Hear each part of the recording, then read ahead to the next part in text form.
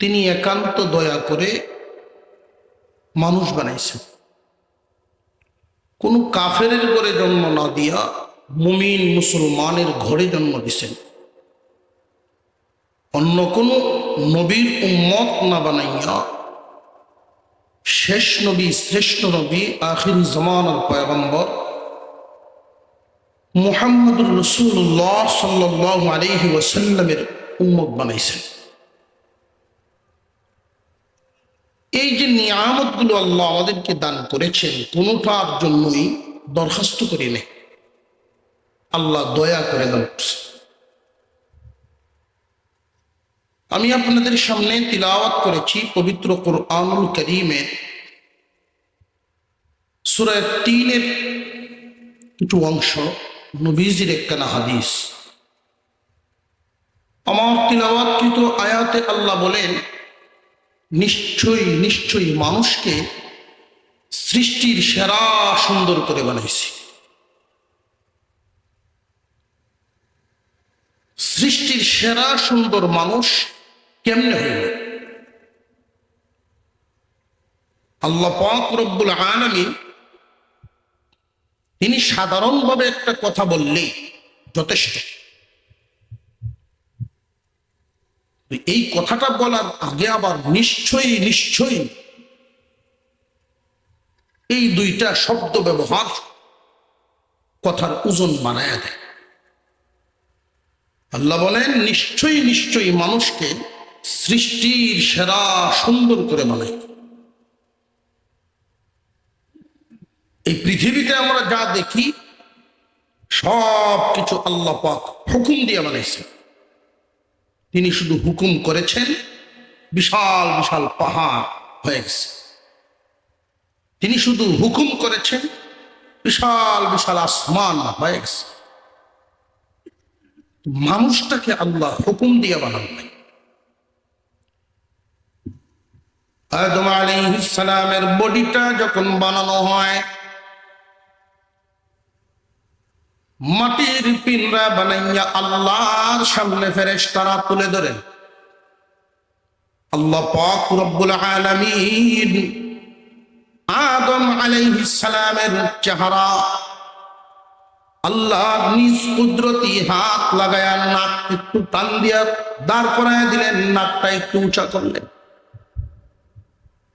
মহান আল্লাহ পাক তার কুদরতি হাত লাগাইয়া চোখটা জায়গা মতো বসায় দিলেন, কানটা সুন্দর করে বসাইলেন। অর্থাৎ কন্ট্রোলার নালীর থেকে নিয়া উপরের অংশটুকু আল্লাহর কুদরতি হাত দিয়া বানাইছে। ঘোষণা দিলেন কি? লাকাদ খালাকনাল ইনসানা ফি আহসানি তাকওয়িম। নিশ্চয়ই নিশ্চয়ই মানুষকে সৃষ্টির সেরা সুন্দর করে বানাইলাম।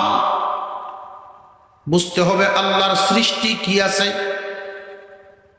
আল্লাহ পাকের সৃষ্টি জগৎ, একটা হলো ইহ জগৎ আর একটা হলো পরজগৎ।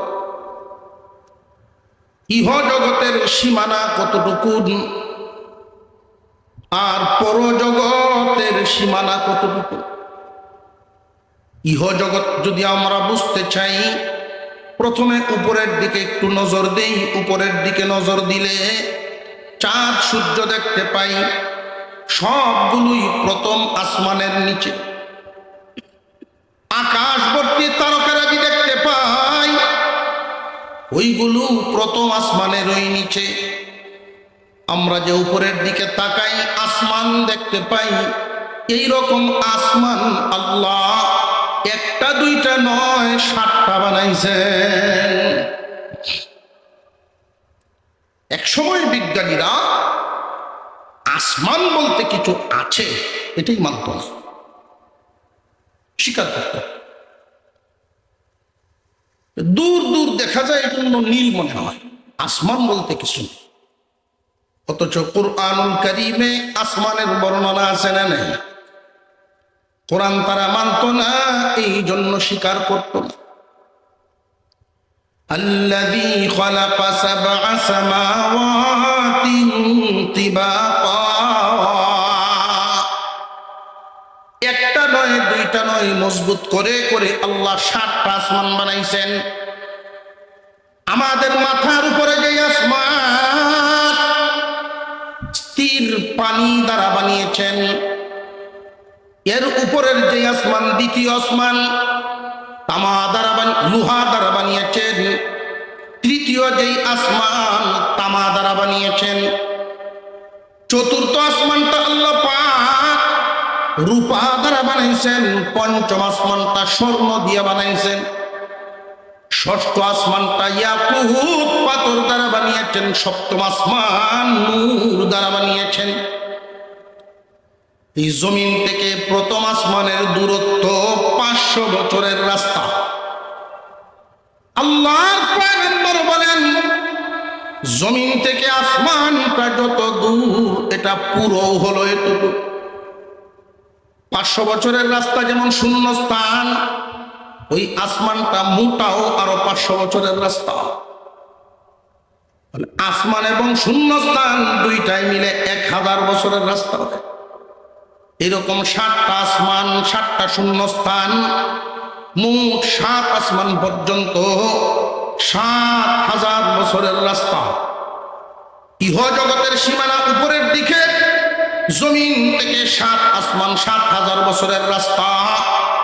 সপ্তম আসমান থেকে সিদরাতুল মুনতাহা আরো 7000 বছরের রাস্তা। এই সিদরাতুল মুনতাহা একখানা বড়ই গাছ, যেই গাছের সাথে হেলান দিয়া জিবরাইল আমিন বসা থাকে। 7 আসমান, জমিন থেকে যত দূর সিদরাতুল মুনতাহা আরো এত দূর। ওই সিদরাতুল মুনতাহা ইহ জগতের উপরের বাউন্ডারি, উপরের সীমানা হলো সিদরাতুল মুনতাহা। আমার আপনার পয়গম্বর বলেন, এটা একটা বড়ই গাছ। গাছের পাতাগুলো দুনিয়ার হাতির কানের মতো বড় বড়। এক একটা বড়ই যদি দুনিয়ার পাল্লা দিয়া মাপা হয় 12 মণ ওজন হবে, মটকার মতো বড়। জান্নাতে যাবেন যারা, আল্লাহ এদেরকে এগুলো খাইতে দিবেন, তারা খাইবেন বলুন। আল্লাহ কবুল করুক, বলুন আমিন। 12 মণ ওজনের বড়ই কেমনে কিতা করবেন? আবু জাহেলে শুনতো আর উপহাস করতো, ভালো হইছে মুহাম্মাদের উম্মত বড়ই তলে ঘুরে মরব। ছোট ছোট মানুষ, কিন্তু এই বুকায় তো জানে না জান্নাতের ভিতরে যখন মানুষকে আল্লাহ ঢুকাবেন, এই বডি থাকবে না, এই চেহারাও থাকবে না। জান্নাতের সামনের ঝর্ণার পানি দিয়ে গোসল দেওয়ার সাথে সাথে প্রত্যেক জান্নাতের বডি আদম আলাইহিস সালামের বডির মতো হবে। 120 হাত লম্বা, 14 হাত প্রশস্ত। এখন তো আর 12 মণ ওজনের মটকার মতো বড়ই খাইলে অসুবিধা নেই। আমাদের কাছে আপেল যেমন লাগে, তখন ওই বডিওয়ালা মানুষটার কাছেও বড়ইটা এমনই লাগে। অসুবিধা আছে কি? উপরের দিকের সীমানা দেখলাম সিদরাতুল মুনতাহা, এর মধ্যে স্বর্ণের আসমানও আল্লাহ বানাইছে। এই স্বর্ণের আসমানটা বানাইতে কয় মণ স্বর্ণ লাগছে? আল্লাহু আকবার কর, আরো জোরে কর। আমরা আল্লাহ বানাইছেন কি দিয়া? জামডি মারে বসে রয়েছেন মুখ বন্ধ করে, জামডি একটু সুড়াইয়া জুড়ে সুরে কি দিয়ে বানাইছেন? মাটি দিয়া। এবার বলেন, মাটির দাম বেশি না স্বর্ণের দাম বেশি? এরা কয় মাটির দাম, কেউ কয় স্বর্ণের দাম। কেউর বাড়ির যাইবার সময় যদি কোনো বিয়ে শাদিতে ছেলের বাপরে মেয়ের বাবায় যদি কয় কি দিবেন টিবেন আমার মেয়েরে, যে দেশ জুড়ে তো দেখি শুধু স্বর্ণ দে, 5 ভরি 7 ভরি যে যেমন করে। আমি আপনার জিরে আমার পুত্রে যে বিয়া করাইমু 500 ভরি স্বর্ণ দিমু, 500 ভরি অলংকার দেয়া দিতেছি, তবে এগুলো স্বর্ণের না, মাটির। বাদ দিলাইব না? তাহলে বোঝা গেল স্বর্ণের দাম। স্বর্ণের আসমান বানাইছেন, বানাইয়াও 3.5 হাত মাটির বডিটা, মাটির মানুষটাকে আল্লাহ বলেন লাকাদ খালাকনাল ইনসানা ফি আহসানি তাকওয়িম। নিশ্চয় নিশ্চয় মানুষকেই আমি সৃষ্টির সেরা সুন্দর করে বানাইলাম। মাটি দিয়ে আল্লাহ মানুষ বানাইলেন, স্বর্ণ দিয়া আসমান বানাইলেন। এরপরেও আল্লাহ বলেন মানুষ রে তোমারই সুন্দর করে বানাইছি। এই দুনিয়ার জমিনে আমরা কত কিছু দেখি, কত প্রাণী দেখি, সুন্দরের প্রশংসাও করি।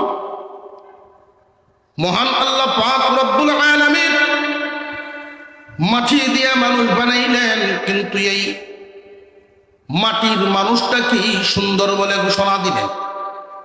বুঝে আসে না, সৃষ্টি জগতের মধ্যে সীমানা পাইলাম উপরের দিকে সিদরাতুল মুনতাহা, এর ভিতরে স্বর্ণের আসমান দেখলাম, কিন্তু মানুষকে আল্লাহ সুন্দর বলেছেন।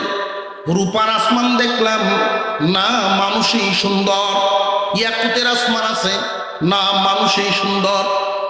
ও আল্লাহ, যুক্তি আসে না, মানুষ কেমনে সুন্দর হইল?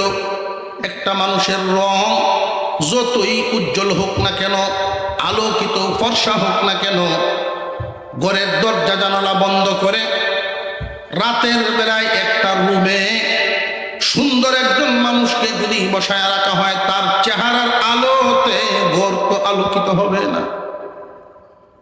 অথচ চাঁদ এবং সূর্যকে আল্লাহ এত সুন্দর, এত আলোকিত করে বানাইছেন, তামাম পৃথিবী তাদের আলোতে আলোকিত।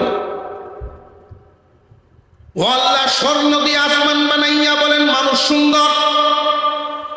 এত আলোকিত চাঁদ সূর্য বানাইয়াও আল্লাহ বলেন মানুষই সুন্দর। মহান আল্লাহ পাক রব্বুল আলামিন মানুষকে এত সুন্দর করে বানাইছেন, কুরআনুল কারীমে সার্টিফিকেট নাজিল করছে। কেমনে হইল? মুফাসসিরিনে কেরাম বুঝিয়েছেন, এই পৃথিবীতে আল্লাহ যা কিছু সৃষ্টি করেছেন, প্রথমত 2 ভাগে বিভক্ত।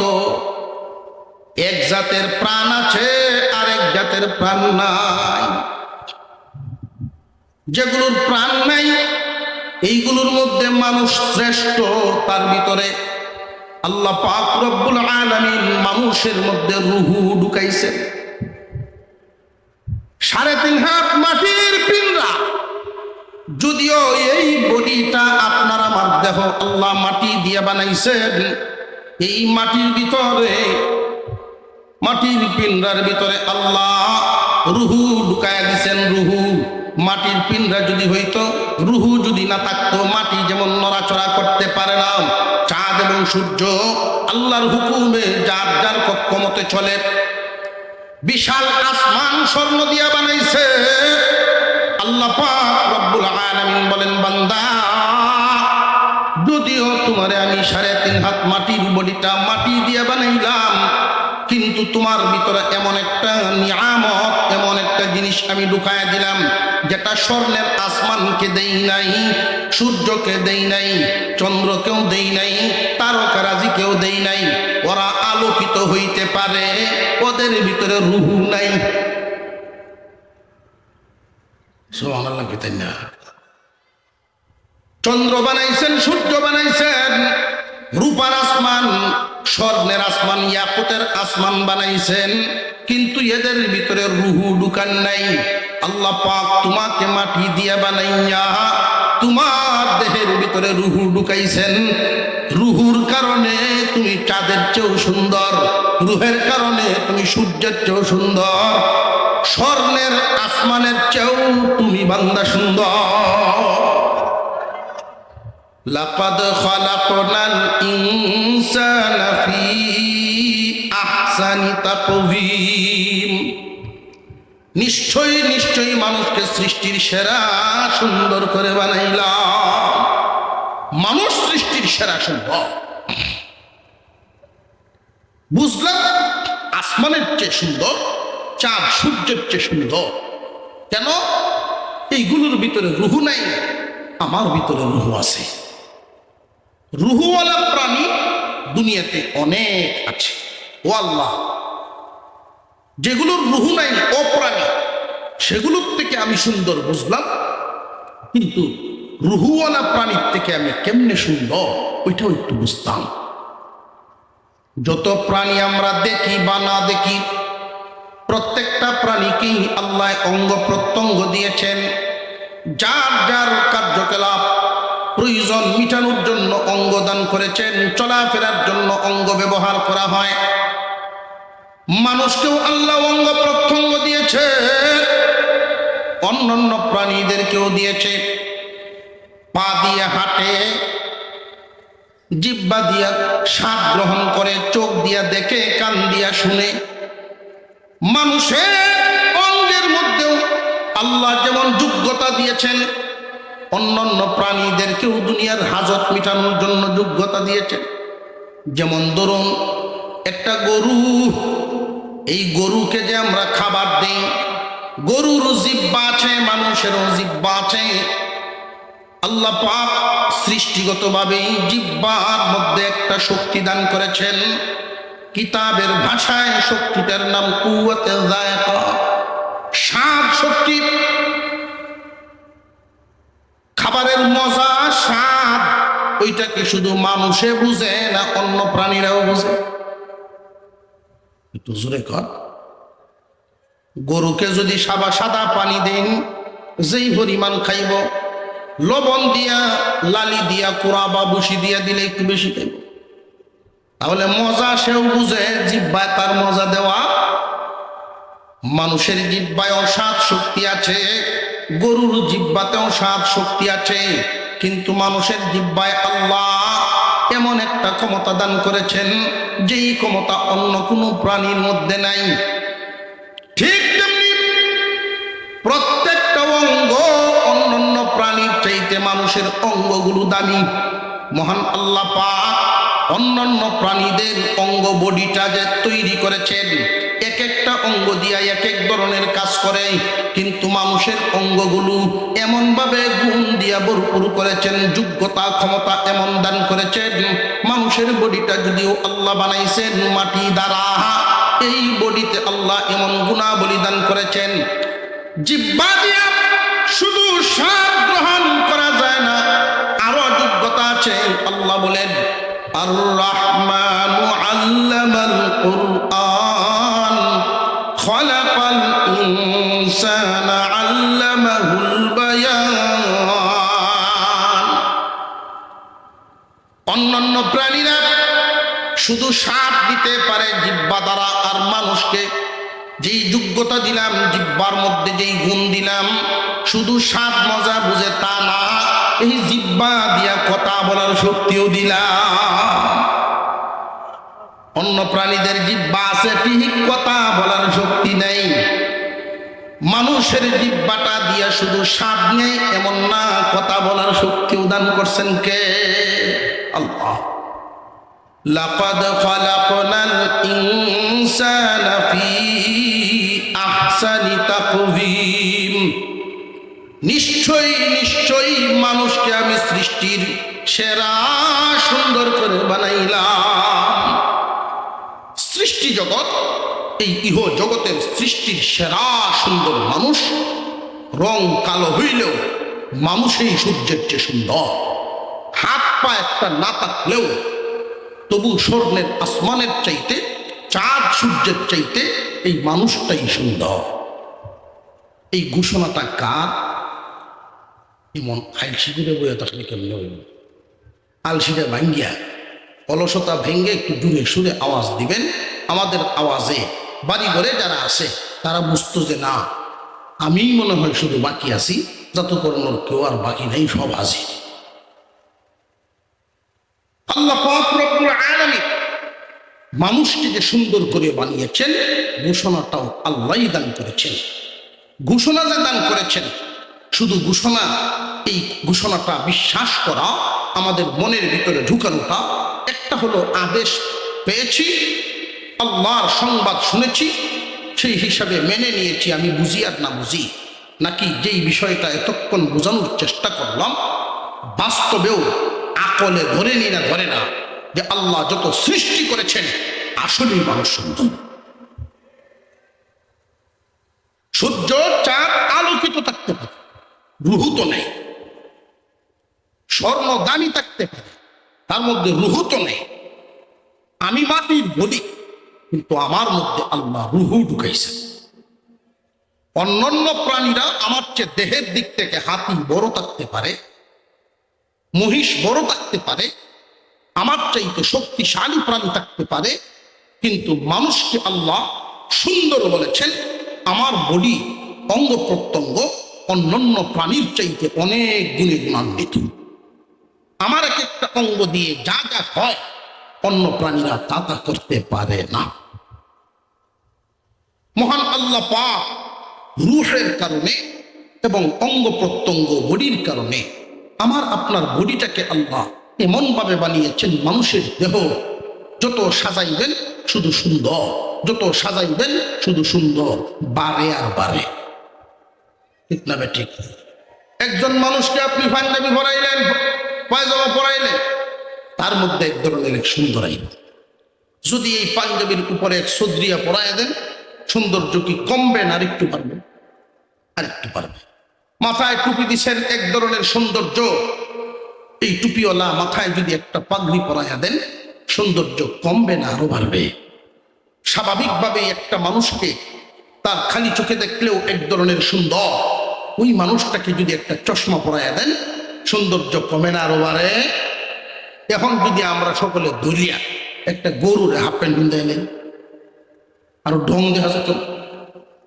মুরগি একটা ধরে ফেটি উঠ পিন্ধাইলাম, মানে ঢং দেখা যেত।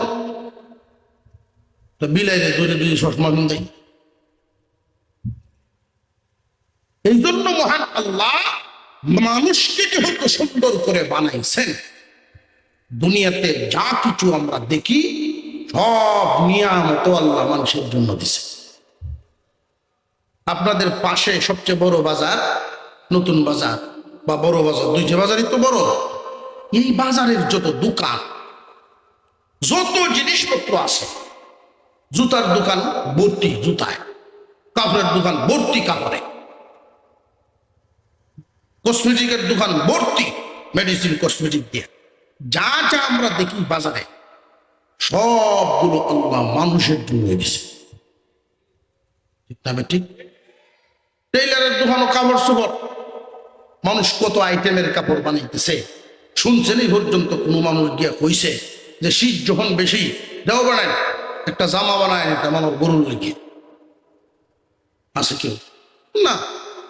আল্লাহ পাক মানুষের সেবক হিসেবে যত প্রাণী বানিয়েছেন, সমস্ত প্রাণীদেরকে আল্লাহ যার যার হালতে সে যেন বসবাস করতে পারে, সে যেন বেঁচে থাকতে পারে, মানুষের সেবা করতে পারে, তাকে আল্লাহ কুদরতি ভাবেই তার জন্য ব্যবস্থা করে দিয়েছেন।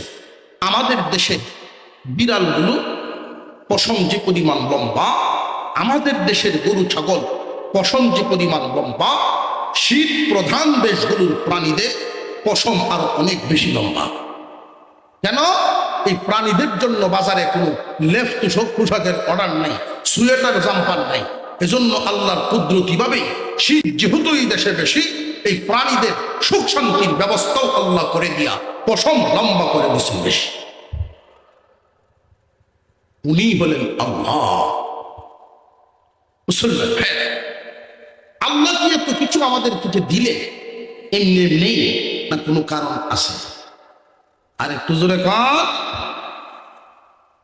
ওয়ামা খালাকতুল জিন্না ওয়াল ইনসা ইল্লা লিয়াবুদুন।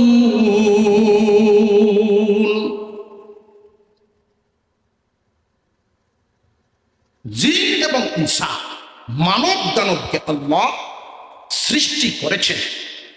মানব দানবকে সৃষ্টি করেছেন আল্লাহর গোলামীর জন্য, আল্লাহর ইবাদতের জন্য,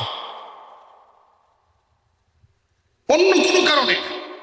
শুধুমাত্র কেবলমাত্র মানুষ আল্লাহর ইবাদত করবে এই একটা কাম, আর কোন কাম। মানুষকে কি হতো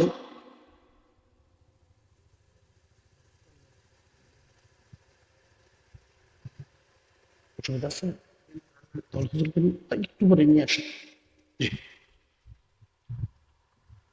আল্লাহ আজকের এই মাহফিলকে কবুল করেন, জবান খুলে বলি আমিন, আরো জোরে বলেন আমিন। মানুষকে আল্লাহ বানিয়েছেন, উদ্দেশ্য কি? আল্লাহর ইবাদত গোলামি। তামাম পৃথিবী বানাইছেন, দুনিয়াতে আমরা যা কিছু দেখি আর না দেখি সব বানাইছেন মানুষের গোলামির জন্য, আর মানুষকে বানাইছেন আল্লাহর গোলামির জন্য। বিশাল হাতিটা মানুষকে মানে, সমস্ত প্রাণী। একটা গরুর গায়ে অনেক শক্তি, কিন্তু এরপরেও গরু মানুষের তাবে, মানুষের হুঁশ মানিয়ে চলে। আল্লাহ পাক মানুষের সেবার জন্য সব বানাইছে, এবং মানুষ এই দুনিয়াতে বেঁচে থাকার জন্য যা যা বেশি প্রয়োজন আল্লাহ সব সহজ করে দিছে। বাতাস, এটা সারা বাসা যাইব না? আওয়াজে বোঝা যায় বাসা যাইব না? বাসা যাবে। অক্সিজেন ছাড়া মানুষ বাঁচবে না। দেখেন নতুন বাজার কোনো ব্যাপারই নাই এরকম যে বাতাস বেছে, আর এমন কোনো খরিদ্দারও নাই বাতাস কিনিয়া গরম চলবে। সবচেয়ে বেশি প্রয়োজন যে বাতাস, আল্লাহ পাক রব্বুল আলামিন সহজ করে দিয়েছেন। বান্দা, এটা যদি আমি কঠিন করতাম তোমার হালত কি হইত? আল্লাহ যদি বলতেন দৈনিক 100 রাকাত নফল নামাজ পড়তে হবে, নইলে অক্সিজেন আগামীকালকে পাইবা না, মানুষ পড়তনি না পড়তো না? বাচ্চা থাকার জন্য মানুষ মরতো চায় না। দেখবেন অসুখ হইলে বাড়ি যাইলে হাসপাতালে দৌড়ে, মরতো চায় না। আপনার বড় হাসপাতালে যদি চলে না, ডাক্তার যদি বলেন না হালত বেশি ভালো না, দৌড় হবি।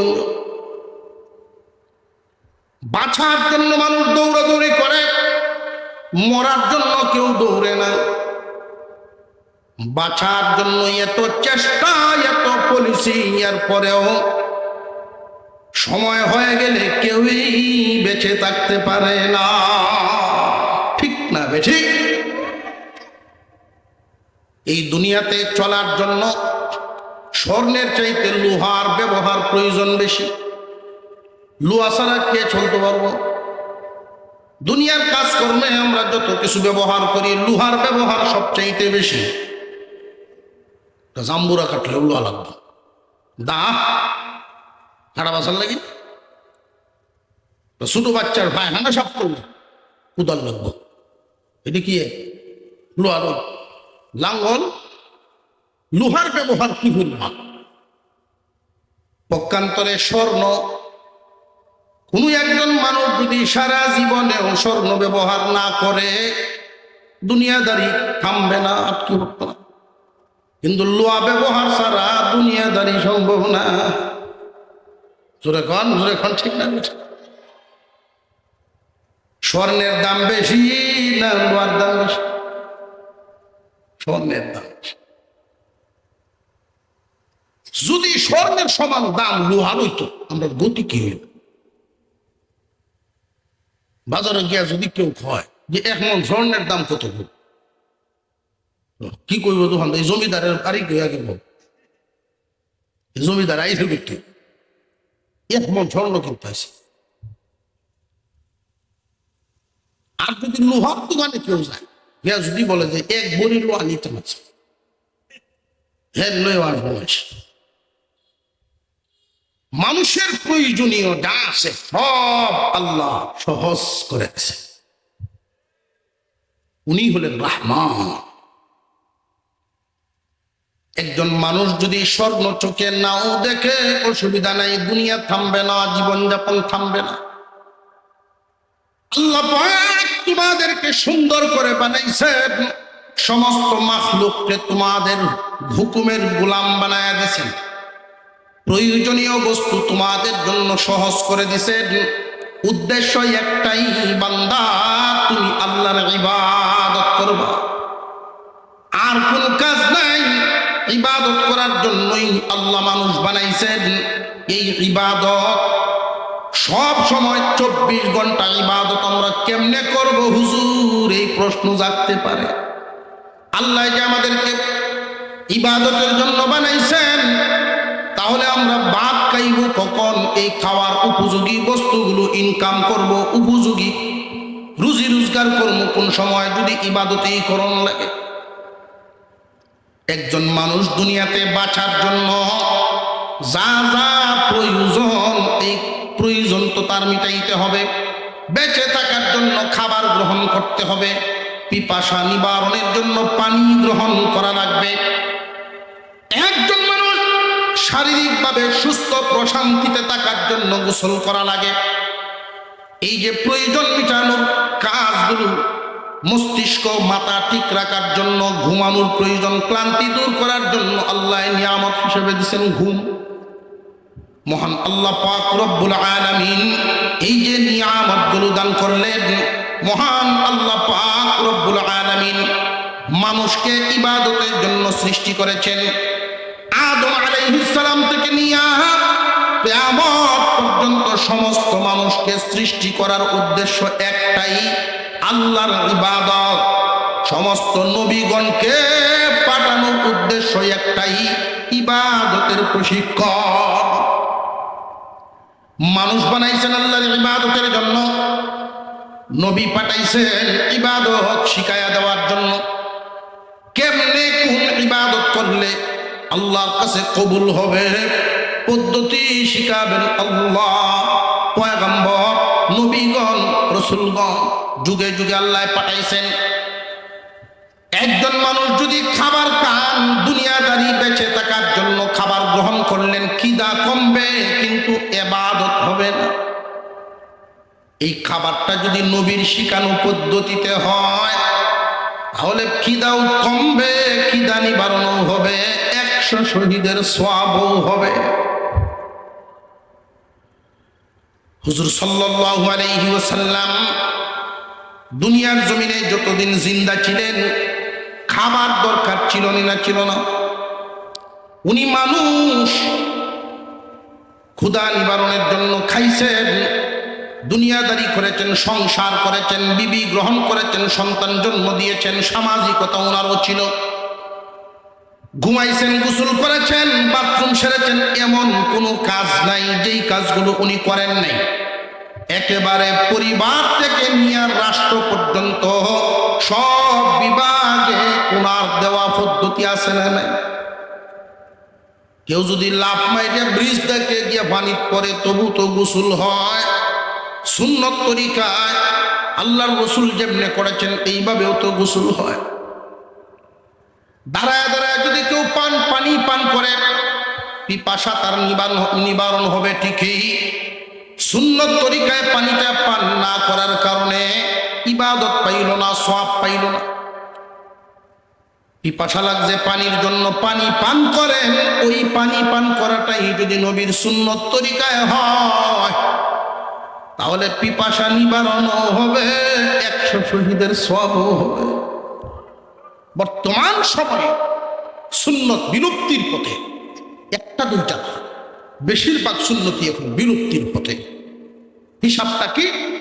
বর্তমান সময়ে দস্তরখান বিছিয়ে খাবার খায় জাতুকর্ম পাড়ার যদি 100 পরিবার আমরা লিস্ট করি, 50টা কি পাওয়া যায়? অর্ধেক মানুষ দস্তরখান ব্যবহার করে ভাত খায়, এমন কি পাওয়া যাইব? বেশিরভাগ মানুষ দস্তরখান ছাড়া, সুন্নত তরিকা ছাড়া ভাত খায়। মানুষের খাবার আর প্রাণীদের খাবার এক না। একটা প্রাণী তার খাদ্য গ্রহণ করবে, গরু বাছুর ছাগল কি মহিষ যা আছে সমস্ত প্রাণীরা খাদ্য গ্রহণ করবে তাদের মর্জি মতো, তাদের মন মতো। কিন্তু মানব জাতি আশরাফুল মাখলুকাত তারা যেন খাদ্য গ্রহণ করবে তাদের দেওয়া নবীর শিক্ষা মতো, তখন সেটা ইবাদত। আল্লাহ পাক এক আয়াতে বলেন, ইয়া আইয়ুহাল্লাযীনা আমানু দুখুলু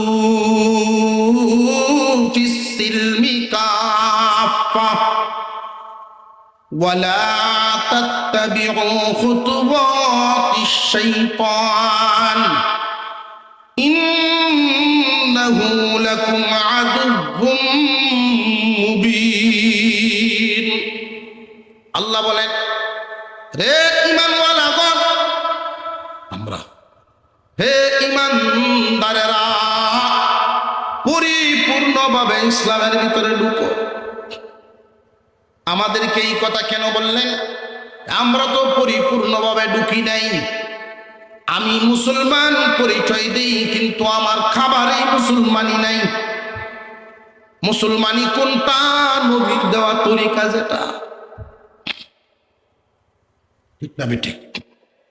আল্লাহ বলেন পরিপূর্ণভাবে মুসলমান, ইসলামের ভিতরে ঢুকো, পরিপূর্ণভাবে মুসলমান হও, ইসলামের ভিতরে প্রবেশ করো।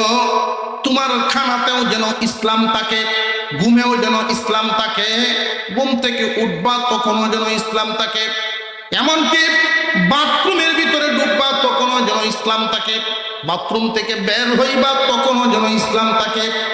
তুমি ব্যবসা করবা, তোমার ব্যবসায়ও ইসলাম থাকবে। তুমি গৃহস্থী করবা, গৃহস্থিত ইসলাম থাকবে। লেনদেন করবা, সামাজিকতা করবা, এগুলো তো ইসলাম থাকবে। বিয়ে শাদীতেও ইসলাম থাকবে।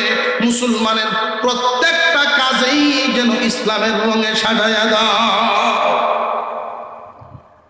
যে যত বেশি ইসলামের ভিতরে প্রবেশ করবে, অর্থাৎ জীবনের সব কাজগুলো যদি নবীজির তরিকা মতোই করতে পারে, এই বান্দার জন্য সুসংবাদ, সুসংবাদ কিয়ামতের কঠিন ময়দানে।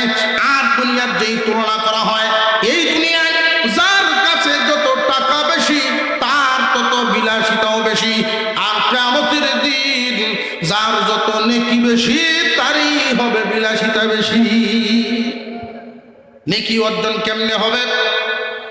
আল্লাহর নৈকট্যশীল কেমনে হওয়া? এই সুন্নত তরিকায় নবীর দেওয়া শিক্ষা অনুযায়ী যারা জীবনযাপন করবে, আল্লাহর রসুলের তরিকা অনুযায়ী যদি না হয়, দুনিয়ার জমিনে আমরা যতদিন জিন্দা থাকবো আমাদের সমস্ত কাজগুলো, একটা হলো ইবাদত, আরেকটা হলো দুনিয়াদারি।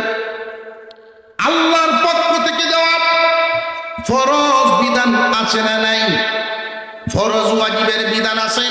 আল্লাহর পক্ষ থেকে নামাজ, রোজা, হজ, যাকাত, নামাজ, রোজা, হজ, যাকাত যত ইবাদত, এই ইবাদতের অর্ডার দিয়েছেন যেমন আল্লাহ, এগুলো পালন করার পদ্ধতিও শিখানোর জন্য নবী পাঠাইছেন আল্লাহ।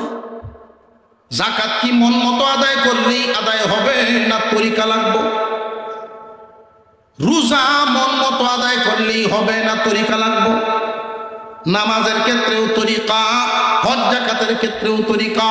প্রত্যেকটা ইবাদত পালন করবেন মন মতো করলে হবে, না নবীর দেওয়া শিক্ষা মতো? নবীর দেওয়া শিক্ষা মতো যে ইবাদত হবে, আল্লাহ রাসূল বলেন, আমার নামাজ দেখো, আমি যেমনি নামাজ পড়ি এমনি তোমরা নামাজ পড়ো। নবীর দেওয়া শিক্ষা মতো যারা ইবাদত করবে তাদের ইবাদত কবুল হবে। এখন আসেন দুনিয়াদারির ক্ষেত্রে, যেটা ইবাদত না, ভাত খাওয়ান ইবাদত না?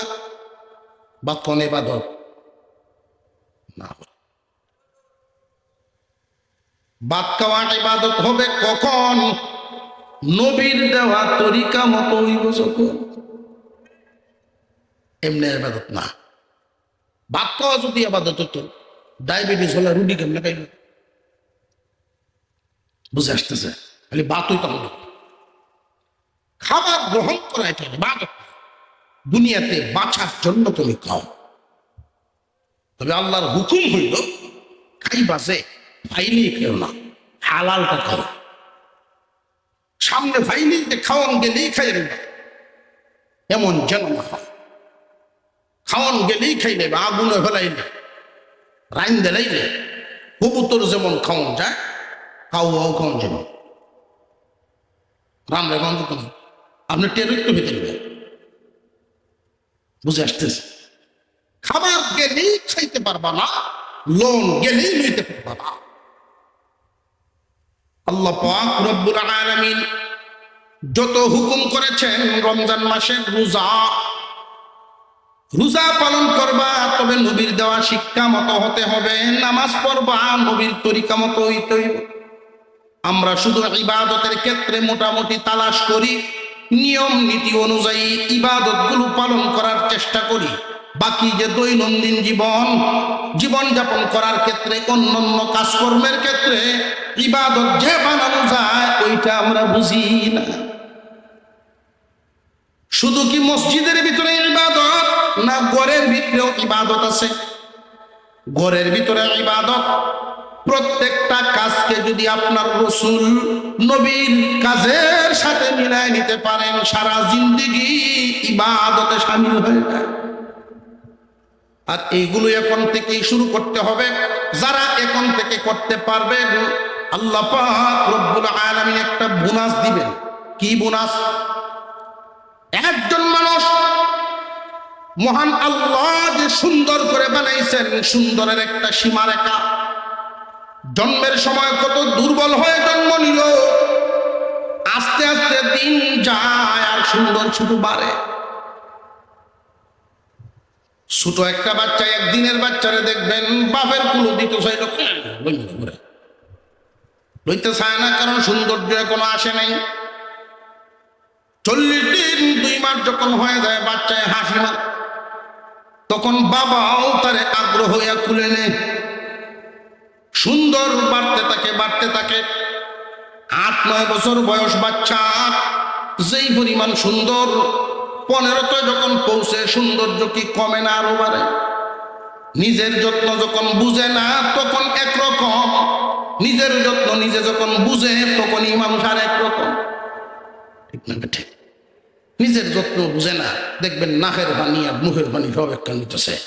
এমনি নাক দিয়ে যখন পানি হতো করে টানতে তুলেছে, মুচ্ছে আবার বসে আছে, আবার কাঁদলো। এমনও তো হয়েছে। যেই মাত্র নিজের যত্ন নিজে বুঝে, 3 আঙ্গুলের কাবই কিনে চিরুনি ভয়টা তো হয়, আবার একটু বড় বড় বাপ। ঠিক না? ঠিক। নিজের যত্ন যখন মানুষ নিজে বুঝতে থাকে, সৌন্দর্য বাড়তে থাকে। এই সৌন্দর্য সব সময় না, লক্ষ্য করে দেখেন, সৌন্দর্যের একটা সীমারেখা, একটা কাল যায়, সুন্দর শুধু বাড়তে থাকে, বাড়তে থাকে, বাড়তে থাকে। 25 পর্যন্ত গেল, বেশি তো বেশি 30ও যাইতে পারে, এরপরে আর বাড়ে না সুন্দরে। 40 পর্যন্ত গিয়া এরপরে আবার বাটা শুরু হয়, কমা শুরু হয়েছে। কাঁচা চুল সাদা হয়, টানাইল চামড়া খুশ হয়। শক্তি কমতে থাকে, আগের শক্তি সাহস কমে, দুর্বলতা আসে। এমন পর্যায়ে পৌঁছে যায়, ওই যে শিশুকালে যেমন ছিল, বৃদ্ধকালেও গিয়ে এমন হলো। আল্লাহ কি পারতেন না এই যে 40 পর্যন্ত নিয়ে বা 25 পর্যন্ত নিয়ে যেই সুন্দরে পৌঁছাইছিলেন, এই সুন্দরেই বাকি হায়াত শেষ করে আল্লাহ কবরে নিয়ে যাবেন, বুড়া দুর্বল বানাবেন না? আল্লাহ কি পারতেন না? পারতেন না। কিন্তু কেন করেন নাই জানেননি? মহান আল্লাহ পাক রব্বুল আলামিন প্রত্যেকটা মানুষকে আখিরাতের শিক্ষা দিলেন তার নিজের দেহতে। আখিরাতের শিক্ষাটা কি? মহান আল্লাহ পাক বুঝাই দিলেন, বান্দারে, তুমি এক সময় দুনিয়াতে ছিলা না, চিরদিন থাকবাও না। বিদায় হয়ে গেলে যখন মাটিতে মিশবা, নির্দিষ্ট সময়ে কিয়ামতের দিন আল্লাহ আবার তোমারে দাঁড় করাবেন। তুমি মনের ভিতরে এটা টানবা না, আল্লাহ কি আমারে আনতে পারবো নি, আবার মিশলে তুমি সেই গেলাম না। তোমার যে দেহ, তোমার যে চেহারা, এটার কোনো নকশা দুনিয়াতে ছিল না, নতুন করে আমি আল্লাহ বানাইছি। এখন তুমি যখন মারা যাইবা, মাটির সাথে মিশবা, তোমার তো নকশা তৈরি আছে, এখন দ্বিতীয়বার বানানো আগের চাইতে কঠিন না আরো সহজ? প্রথমবারই আল্লাহ বানাইছেন, দ্বিতীয়বার বানাইতে কি আল্লাহ পারবেন না? পারবেন না। এখন বুঝার দরকার, মহান আল্লাহ এই সৌন্দর্যটা রাখলেন না কেন? সৌন্দর্যটা রাখলেন না, মহান আল্লাহ বুঝাই দিলেন বান্দারে, সুন্দরের ধারাবাহিকতা বহাল থাকবে এক দলের, আর ওই যে নিচের দিকে বিশ্রীর দিকে যাইতেছে এই যাওয়াটা থাকবে আরেক দলের। ওইটা আবার কেমনে? মানুষের আকৃতি, মানুষের বডি, তাত্ত্বিক কথা, গবেষণামূলক কথা, এই আকৃতিতে মানুষকে আল্লাহ জাহান্নামে দেওয়া পছন্দ করেন না। সুন্দর আকৃতিতে মানুষকে আল্লাহ জাহান্নামে দিবেন না। পরিবর্তন হয়ে গেছে, রং সুরত পাল্টে গেছে, এই যে যাওয়া শুরু হইল। যার ইমান নাই, নেক আমল নাই, ইমান যারা বেঈমানরা যারা মরবে, আল্লাহ পাক এদেরকে আর পরিবর্তন করবেন না। ওই যে যাওয়া শুরু হইল, নিম্নের দিকে যাইতে এইভাবে যাইতে যাইতে মানব আকৃতি আর এইরকম আর সুন্দর থাকবে না, পশুর আকৃতিতে জাহান্নামে নিক্ষেপ করা হবে। আর যারা আল্লাহর দেওয়া শর্ত পালন করবে, কি শর্ত? ইল্লাল্লাযীনা আমানু ওয়া আমিলুস সালিহাত, যারা ঈমান এবং নেক আমল অর্জন করেছে, এদের হালত কি হবে? এদের হালত হবে এমন সুন্দর, যেমন দুনিয়াতে সূর্যের চাইতেও সুন্দর, চন্দ্রের চাইতে সুন্দর, স্বর্ণের চাইতে সুন্দর, আখিরাতেও পরজগতেও মানুষ শ্রেষ্ঠ সুন্দর হবে। শ্রেষ্ঠ সুন্দর হবে কারা? ঈমান এবং নেক আমল অর্জন করেছে যারা, ঈমান এবং নেক আমল নিয়ে যারা যাবে, আল্লাহ এদেরকে পরজগতেরও সুন্দর বানাবেন। পরজগতেরও সুন্দর কেমনে বানাবেন? অনুমান করে নেন। হুরেরা আমার আপনার পয়গম্বর বর্ণনা করেছেন হুরের সৌন্দর্য। কোন একটা হুর এক হাত কবজি পর্যন্ত যদি প্রকাশ করত, দুনিয়ার মানুষ চাঁদ সূর্যের চাইতে ওই হুরের হাতের দিকে তাকায়া থাকত। হুরেরা যদি থুথু দিত, দুনিয়ার পানি মিঠা হয়ে যেত। এক গাছি চুল ঝাঁকি দিলে তামাম পৃথিবী সুগন্ধে মোহিত হয়ে যেত। মানুষ ধৈর্যের বাঁধ হারায় ফেলতো, হুরের পিছনেই পাগল পারা হয়ে যেত। এত সুন্দর করে বানাইছে, রক্ত চলাচল করে, চামড়ার নিচে মাংস, এর নিচে রগ, রগের ভিতরে রক্ত চলাচল দেখা যায়। এত সুন্দর। প্রশ্ন জাগে, তাহলে আমরা তো কালো, এত সুন্দর কি হইবনি? হ্যাঁ, হুরের চাইতেও মানুষ সুন্দর হবে জান্নাতি ঈমানদার, ঈমানওয়ালা, নেক আমলওয়ালা হুরের চাইতেও সুন্দর। যুক্তি কি? এই দুনিয়ার জমিনে যে বেটা কালা, কালারেও যদি জিগাই তোর বউ সুন্দর হইতো নি? হ্যাঁ, সুন্দর হইতো। যে বেকল, হেও ক সুন্দর হইতো। নিজের চাইতে সুন্দরটা সকলেই চায়, ঠিক না বেটা? হুরেরা এমন কোন মুহূর্ত নাই, এমন কোন দিন নাই ঈমানদারের অপেক্ষা করে না।